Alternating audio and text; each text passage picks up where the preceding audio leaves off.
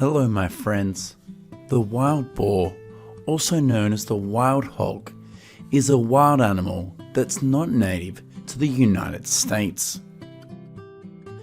In the 1500s, Spanish explorers brought dozens of domestic pigs to the United States for food. Over time, some domestic pigs escaped, and they reproduced in the wild, and from there the first wild boar populations were established in the United States. Until the 1900s, the Russian wild boar was brought to the lands of the United States for the sole purpose of sport hunting.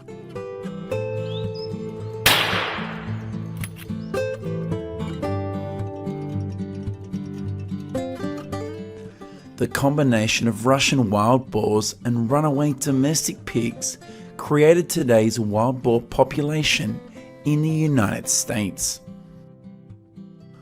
According to a USDA report, by the end of 2022, an estimated 8.9 million wild boars are living in the country.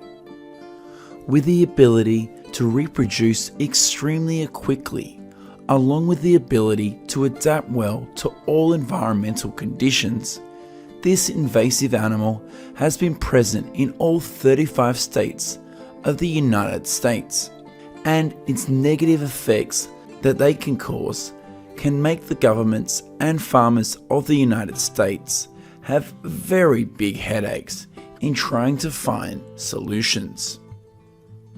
To better understand the damage and benefits that millions of wild boars bring to the United States, in this video we will explore everything about this invasive creature.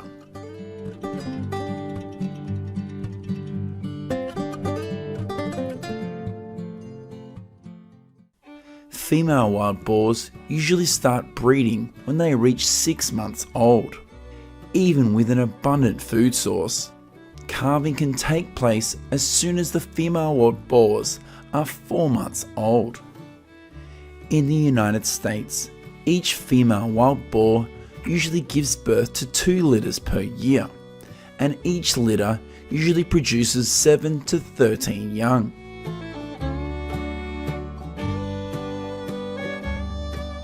After mating, the boars will walk away and do not participate in raising the young. On average, a male wild boar will father 90 to 130 young each year. The wild boar's natural predators in the United States include coyotes, lynx, and mountain lions.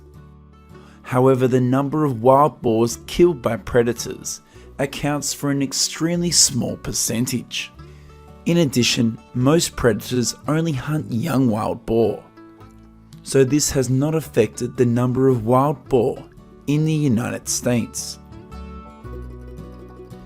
In Europe and Asia, predation by wild predators can account for up to 25% of the annual mortality of the wild boar population. However, in the United States, humans are the most significant predators for this invasive species.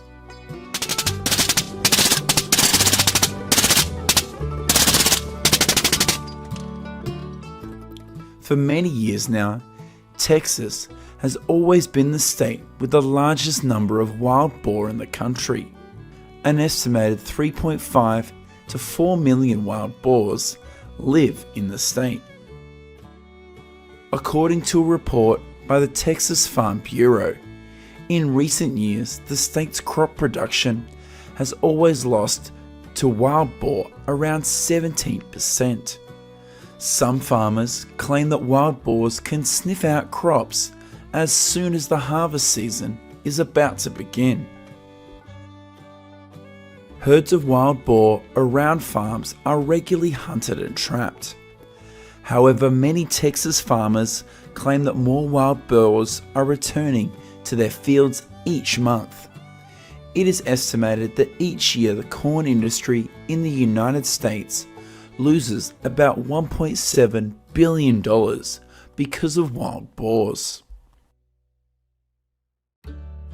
Wild boars will destroy nearly everything in their path. In particular, it would be very dangerous if adult wild boars approach children.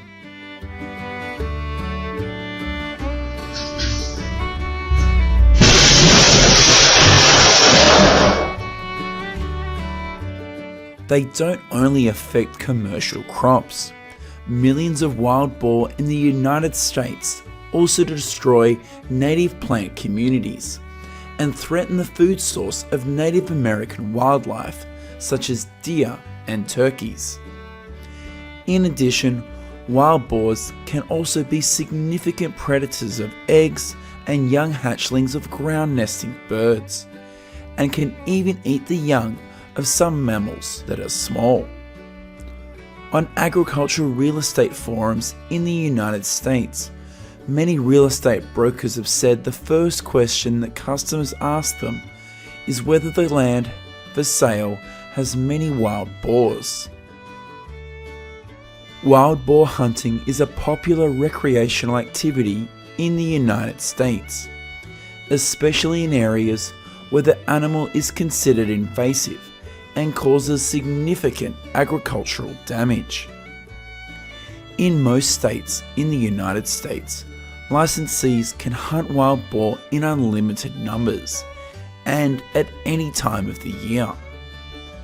According to the National Shooting Sports Foundation, the economic impact of hunting in the United States is estimated at $38.3 billion annually, of which the wild boar hunting industry impacts $27 billion to the country's economy. According to a USDA report in 2019, about 29% of wild boar populations were harvested through hunting and trapping. In Texas alone, an estimated 830,000 boars are harvested each year through hunting and trapping. Although wild boar is very common in states like Texas, California, or Mississippi, trapping a few wild boars is not easy for most people. You can see boar trap videos very easily on YouTube, but if you are not an experienced person in this field, you can completely come home empty-handed after setting traps all day. Wild boars are intelligent animals and can quickly learn to avoid traps and other methods of hunting. In addition, they are also noisy animals that can easily alarm other wild boars in the area when they sense danger. According to statistics, there have been more than 113 recorded attacks by feral pigs on humans in the United States between 1825 and 2019. Of these attacks, 5 were fatal. 3 out of 5 deadly attacks are caused by wild boars being injured by hunters.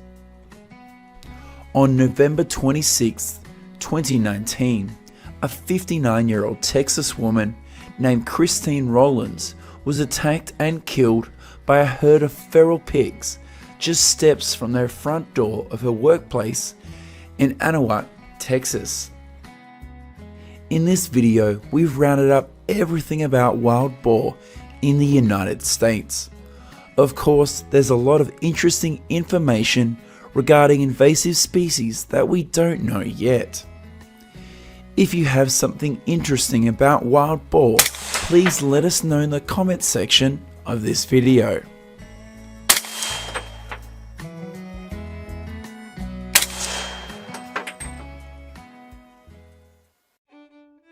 Hello my friends. Cold rain and snowfall are one of the most extreme weather patterns for any farm animal.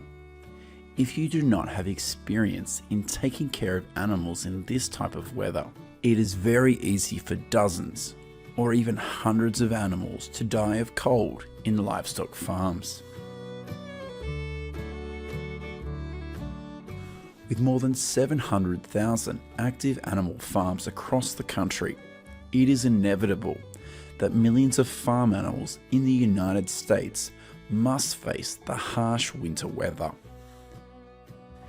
And in today's video, we're going to livestock farms to see how ranchers raise thousands of livestock through the harsh winter.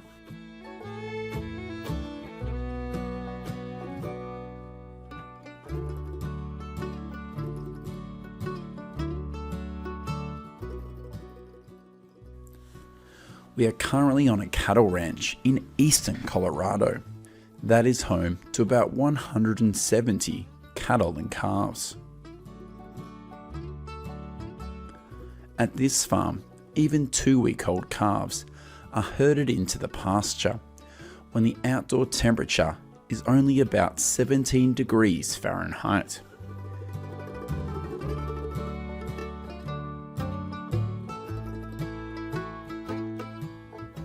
In cold weather like this, the amount of feed for the cattle and calves at this farm will need to increase by about 40% to make them strong enough to withstand the harsh weather.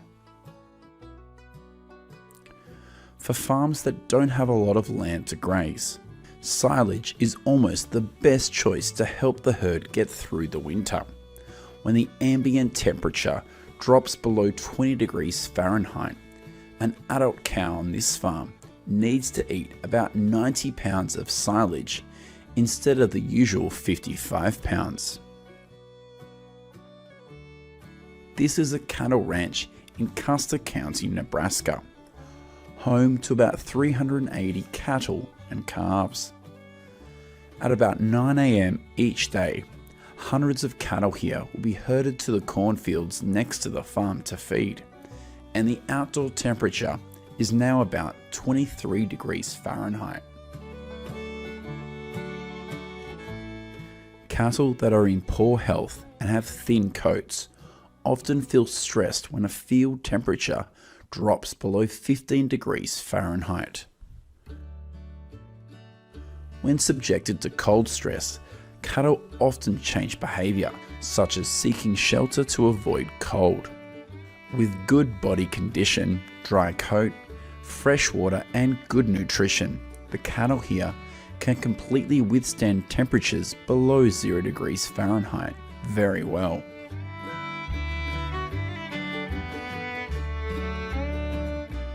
According to USDA statistics, in 2022, Nebraska is the second state in the list of states with the most cattle in the country, with about 6.8 million heads, accounting for about 7.4% of the total number of cattle in the United States.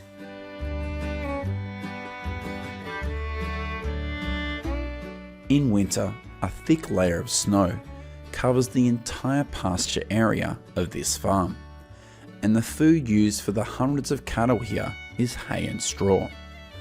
The quality of meat from cattle raised under these cold conditions is always appreciated and costs about 20% more than cattle living in warm climates. This is a herd of about 35 cattle in Fergus County, Montana. Due to being raised in small numbers and without a barn system, all cattle here are grazed on pasture for 12 months of the year. During the snowy season, hay and straw will also be used to feed dozens of livestock. These cattle are only protected by a simple fence system and have no roof at all. In recent years, the number of cattle in Montana has always remained between 2.5 and 2.7 million heads. This is also the third state in the list of states with the largest cattle per capita in the United States, with about 3 cattle per person in the state.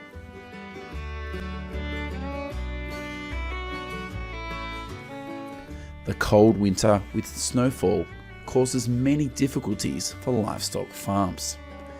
However, for experienced cattle ranchers in the United States, overcoming these extreme weather conditions is quite easy.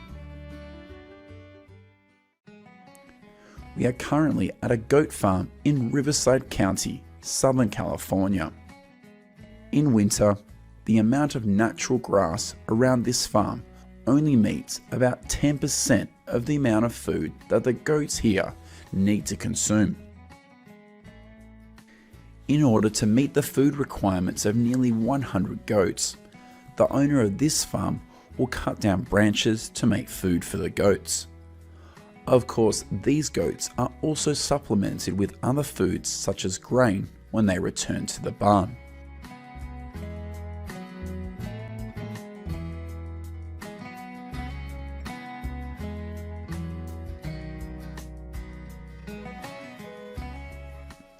Just like cattle, goats can perfectly adapt to temperatures between 15 and 20 degrees Fahrenheit, provided their food intake is increased by about 30% compared to their normal diet. In addition, keeping the coat dry is very important for the goats to withstand the cold of winter. Goodbye Livestock Farms. We will go to an apple farm in Yakima Valley in Washington State to see how the process of harvesting thousands of tons of apples here takes place during the snowy season. November to December is the time when it snows heavily and covers the apple farms of Yakima. This causes great damage to apple growers and apple harvest workers. The process of picking billions of apples is done when the snow melts, and by then about 35% of the apples are spoiled. Most of the apples on this farm, after picking, will be sent to apple cider or apple cider vinegar factories because their quality is not qualified for sale at farmers markets or supermarkets. In addition to apples, the harvest of corn or soybeans during the snowy season is also common in states with large farming areas such as Iowa or California.